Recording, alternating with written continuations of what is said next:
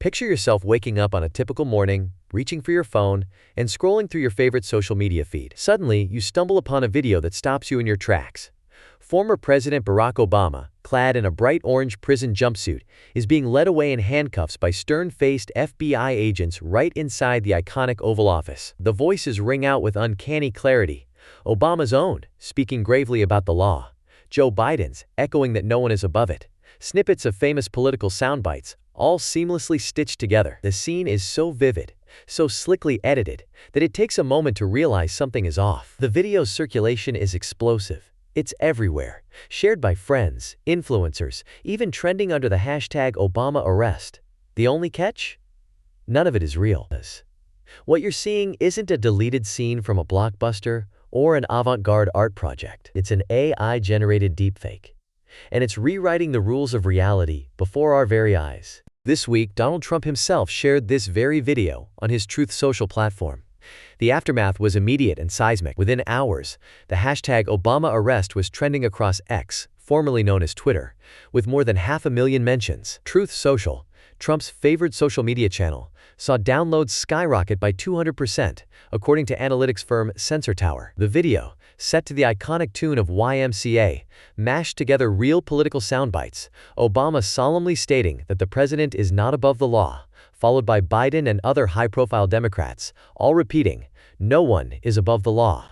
Then, the footage cut to surreal, AI-generated scenes of Obama's fictional arrest. To add to the internet-savvy chaos, Pepe the Frog, an infamous meme deeply embedded in online political culture, made a quick, jarring cameo. For millions, the boundary between satire and reality blurred to the point of invisibility. What was once the domain of movie studios and special effects wizards can now be accomplished, with chilling ease, by anyone with a free smartphone app and a few minutes of spare time. So how did we arrive at this extraordinary moment, where the fabric of truth itself can be spun, twisted, and unraveled by artificial intelligence? Let's rewind.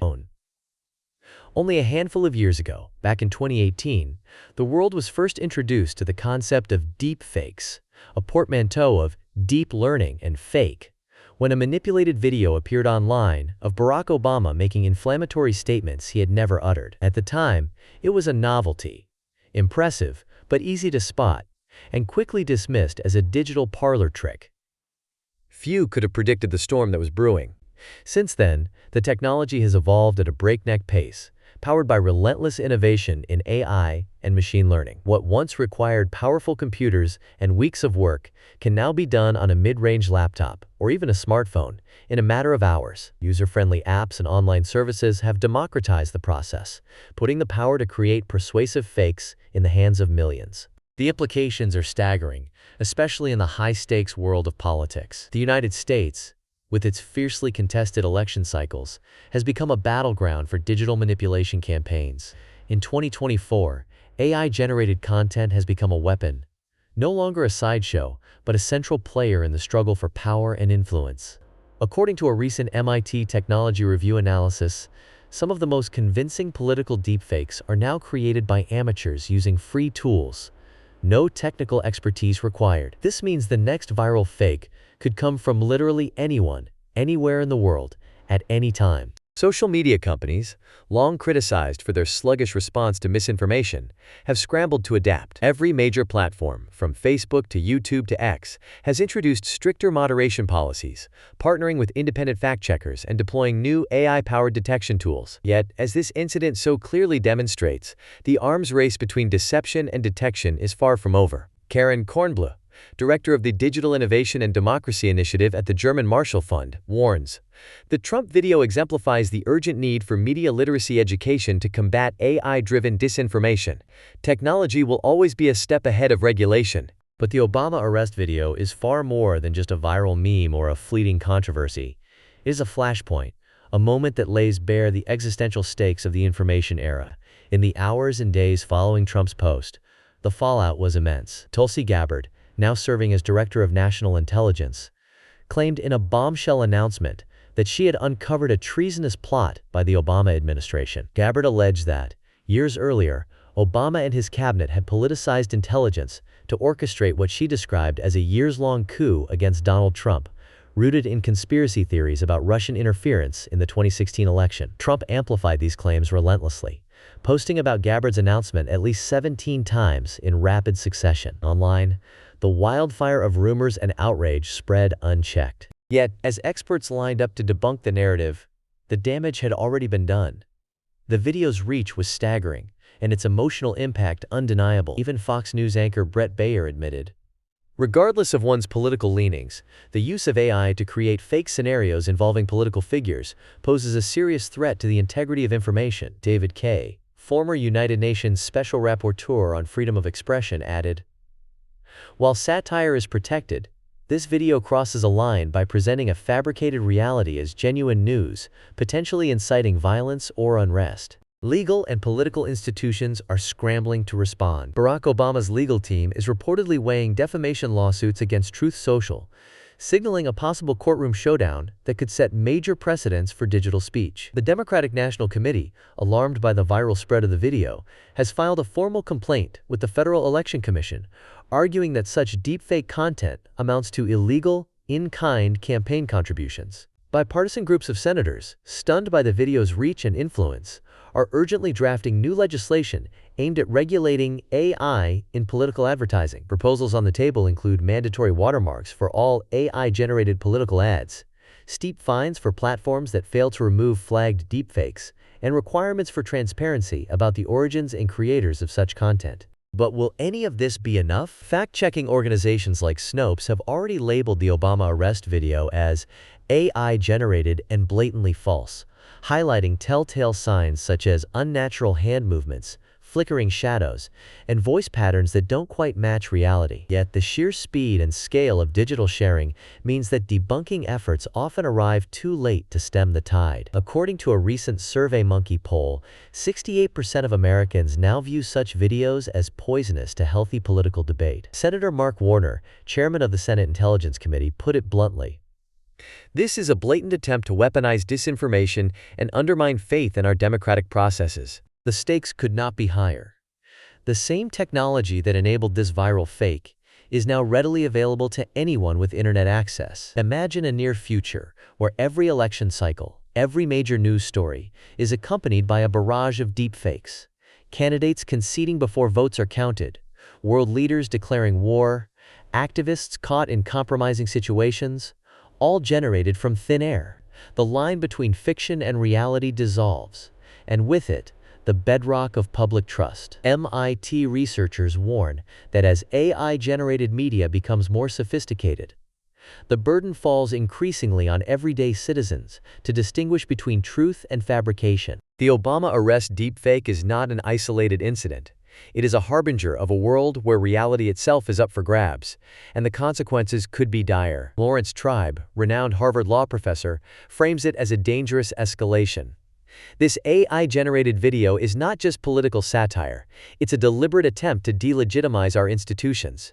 If left unchecked, this kind of manipulation could erode the very foundations of democracy. Lawmakers are in a race against time. In the wake of this controversy, bipartisan senators are working around the clock to craft sweeping legislation, with some citing the Obama deepfake as their wake-up call. Their proposals are ambitious: mandatory labeling of all AI-generated political content, strict advertising restrictions, and harsh penalties for platforms that fail to act. Yet every proposed law faces formidable challenges. The First Amendment guarantees freedom of expression, and any attempt to regulate political speech will face intense scrutiny in the courts. Legal experts predict a series of protracted battles that could take years to resolve, even as the technology continues to evolve at breakneck speed. Meanwhile, the role of social media platforms is under unprecedented scrutiny. Some experts believe that companies like Meta, Google, and X will soon be forced to deploy advanced AI detectors algorithms designed to flag and remove deepfakes faster than they can spread. But this, too, is a double-edged sword. Overzealous moderation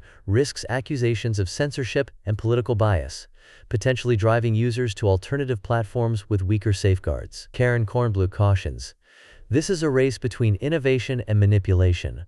Only by investing in media literacy can we hope to keep up. There is another dimension to this crisis: the psychological toll of living in a world where nothing can be taken at face value. Public trust in institutions, already at historic lows, could collapse entirely if deepfakes become just another tool in the political arsenal. Imagine millions of people, uncertain whether to believe their own eyes and ears. Polls already show that nearly 70% of Americans view deepfakes as a fundamental threat to healthy debate and democratic norms. The risk is not limited to confusion or cynicism.